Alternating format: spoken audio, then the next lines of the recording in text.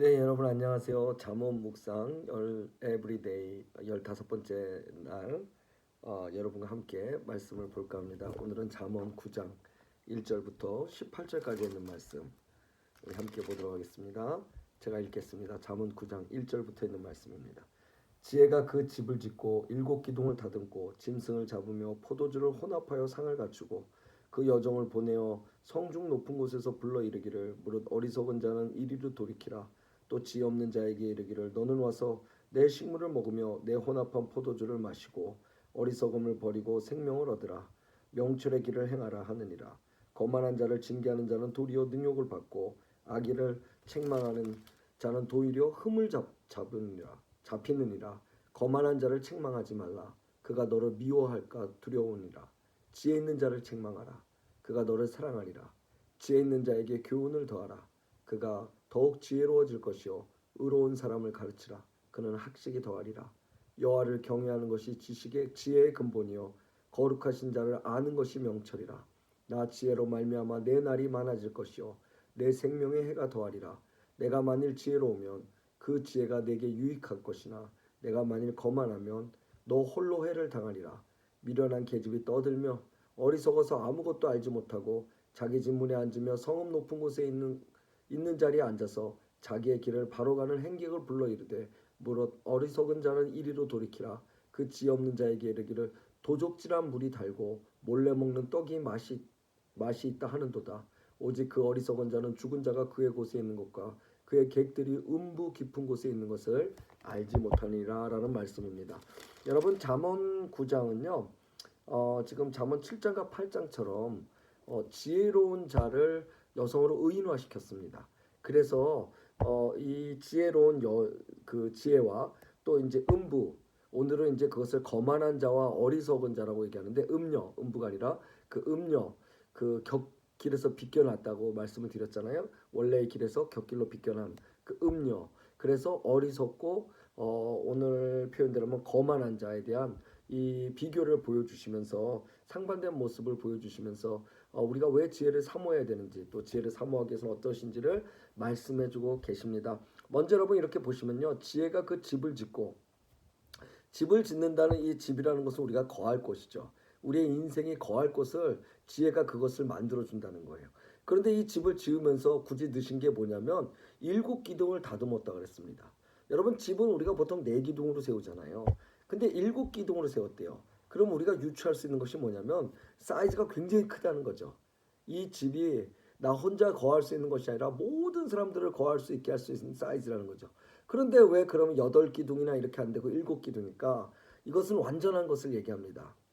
완전 숫자가 7이잖아요. 여러분 하나님을 나타내는 숫자가 성경에서 3인 건 아시죠? 삼위일체. 3은 하나님을 나타내는 숫자입니다. 그리고 세상을 나타내는 숫자는 뭘까요? 4입니다. 4. 동서남북. 그렇죠? 그래서 하나님이 이 세상과 만나는 하나님이 통치하시는 이 하나님의 나라, 이 온전한 나라는 3 플러스 4에서 7이 되거나 아니면 3, 4, 12에서 12가 됩니다. 그래서 성경에서 이 7과 12는 굉장히 중요한 숫자죠. 왜냐하면 하나님과 3, 하나님을 상징하는 3과 그리고 세상을 상징하는 4가 만나서 이루어지는 숫자이기 때문에 그렇습니다. 그렇다면 오늘 다시 돌려서 얘기한다면 오늘 지혜가 우리의 인생이 거할 수 있는 집을 짓는데 그 집이 7기둥이다. 그러면 첫 번째로 엄청나게 큰 사이즈다. 나 혼자가 아니라 내 인생에 거할 수 있는 모든 하나님께서 주시는 영향력과 함께 더불어 섬겨야 될 사람들마저 주시는 건데 왜냐면 우리가 지혜 있는 사람들은 자기 혼자 삶을 살 수가 없어요. 솔로몬이 자기의 백성을 다스리기 위해서 하나님 앞에 구한 것이 지혜잖아요.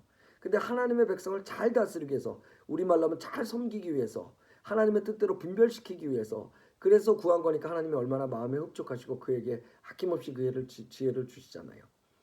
우리에게 지혜가 임하면요, 여러분이 어떤 사업체를 갖고 있던 목회를 하던 여러분의 위치가 아내이건 남편이건 그 부르심의 자리에서 하나님께서 이 영향력을 드러내시는 거죠.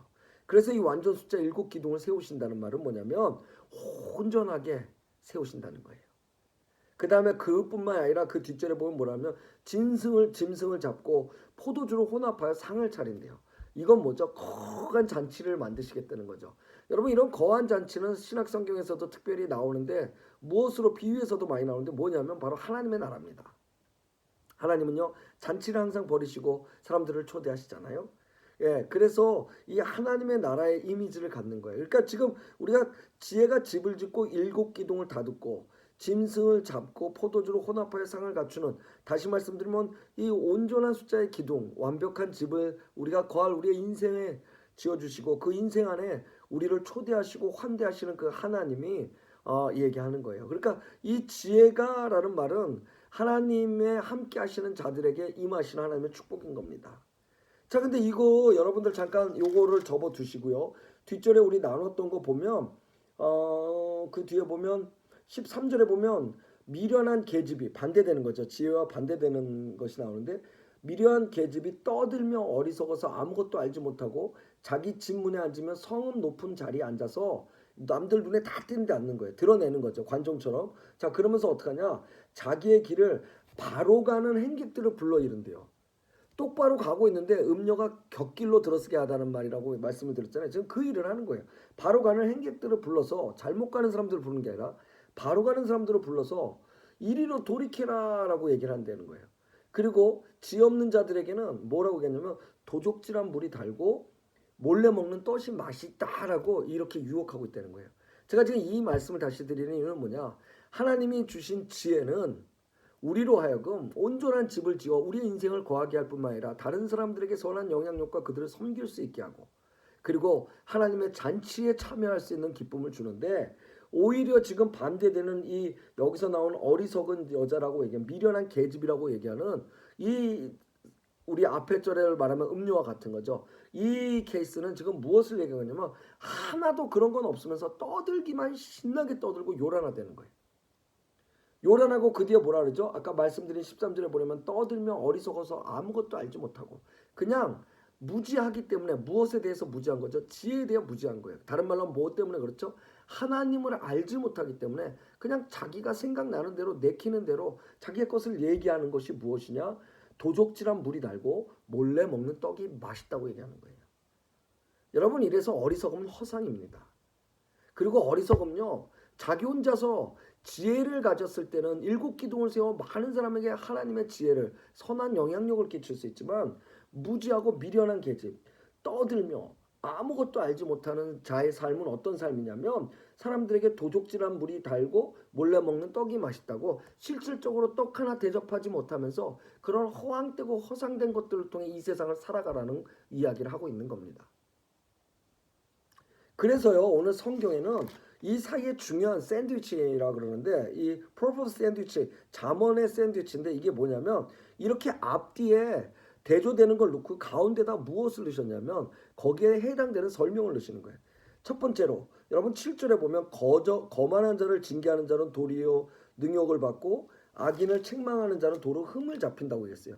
거만한 자를 책망하는데 왜 존경받지 못하고 거기에 능욕을 받고요. 악인을 책망하는데 거기에 대접받지 못하고 왜 흠을 잡힐까요? 이거 목회하면서 엄청 경험하거든요. 여러분, 여기 그 다음 절에 8절에 보니까 거만한 자를 책망하지 말고, 왜냐하면 그가 너를 미워할까 두려우니라.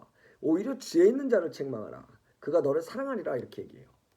그래서 오늘 신학자들이 이 부분에 거만한 자들은 주로 누구냐면 여러분, 배우기를 거부하는 자입니다. 성장하기를 거부하는 자예요. 자기가 다 알고 있다고 믿는 거예요. 답정남이죠. 근데 이게 사실 목회자들한테도 이런 모습이 있습니다. 목회 현장 속에서도 아무래도 영적인 거고 교회에 관계된 거고 목회자들은 거기에 전문가들이니까 어떤 때는 답을 다 아는 것처럼 굴 때가 있죠. 근데 여러분, 정말 중요한 건 그것이 성도에게 주는 불편함보다 더 중요한 것은 그 일로 인해서 하나님께서 말씀하시는 것을 잃어버릴 수 있다는 거예요. 지금 세밀하게 면밀하게 이 상황에 맞춰서 얘기해 주시는 그 세미한 음성을 듣지 못할 수가 있어요. 왜? 내가 안다고 믿기 때문에. 그래서 배우기를 거부하는 거죠. 이게 바로 거만한 자라는 거예요. 그러니까 거만한 자는요, 누가 나한테 대해서 얘기하는 걸 듣기 싫어해요. 우리 남편과 아내 사이에서도 거만하면요, 상대 얘기가 듣기 싫은 거예요. 그냥 듣고 아닌 것은 하나님 앞에 중보하면 되고 입을 다물고, 그리고 긴 것은 네 하면 이 관계가 개선이 되는데 그냥 듣기가 싫은 거예요. 너나 잘해 이렇게 나오는 거죠. 그건 그렇고 라고 얘기하면서 바꾸는 거예요.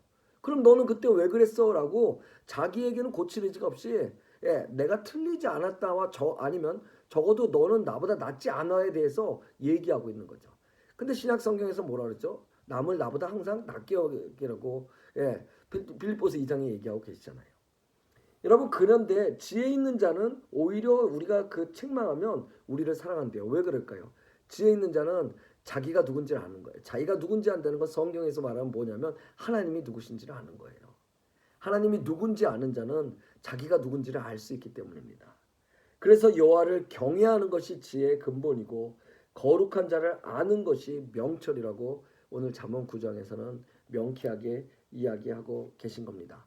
사랑하는 여러분, 한 번 사는 인생에 또 오늘밖에 없는 하루에 여러분들께서는 지혜가 여러분의 남은 인생들, 오늘을 포함한 남은 인생들의 집을 세우고 거할 수 있게 해주며 여러분뿐만 아니라 솔로몬처럼 그 지혜로 많은 사람들이 거할 수 있는 하나님께서 지으신 완벽한 기둥, 일곱 기둥으로 세우신 그 말은 완벽한 그 거할 곳을 만드시고 그곳에서 하나님의 잔치가 날마다 이루어지며 그것을 아끼지 않는 하나님의 사랑으로 여러분 오늘 하루를 살아가시겠습니까? 아니면 여러분은 하나님을 알지 못하기에 그 거룩한 자를 알지 못하고 그를 경외하지 못하기에 그래서 여러분들은 마치 미련한 계집처럼 굉장히 뭔가를 아는 것처럼 답정로로 살아가지만 그 모습은 그저 하나님 보시기에 거만하고 그래서 보이지도 않고 실질적으로 내 손에 잡힌 하나님께서 차려준 그 상이 아니라 그냥 그것이 달달하고 얘기하고 오히려 유혹과 오히려 미혹에 빠질 수 있는 그런 삶을 선택하시겠습니까? 당연히 성도는 하나님을 경외하고 거룩한 자를 아는 것들을 통해 오늘 지혜가 우리에게 주고자 하는 그 집, 그 일곱 기둥으로 세워진 집과 하나님께서 베풀어 주시는 잔치에 참여할 수 있어야 됩니다. 그러기 위해서 오늘 하루 지혜 있는 자는 책망하면 그가 오히려 더욱더 사랑한다고 얘기합니다. 어떤 경우든 사람에 의해서 여러분 실망하거나 사람에 의해서 기뻐하지 마시고요. 내가 여호와를 사랑하고 그를 배워가는 그를 경외하는 모든 과정 속에 거룩한 자를 아는 과정에 내 오늘 하루에 최선으로 둬서 그것으로 인해 하나님이 나를 다스리고 하나님이 나를 거하시게 하는 그 놀라운 은혜가 오늘 여러분에게 하루 있길 주의 이름으로 축복합니다. 감사합니다. 연말연시입니다. 연말연시란 말은 여러분 우리가 한 해를 돌아보면 더욱더 많은 기도의 시간을 가져야 되는 것이 아닌가 생각합니다. 기도는 능력이고요. 기도는 사랑입니다. 오늘 하루도 그것을 잘 체험하시는 여러분 되시길 주의 이름으로 축복합니다. 아멘.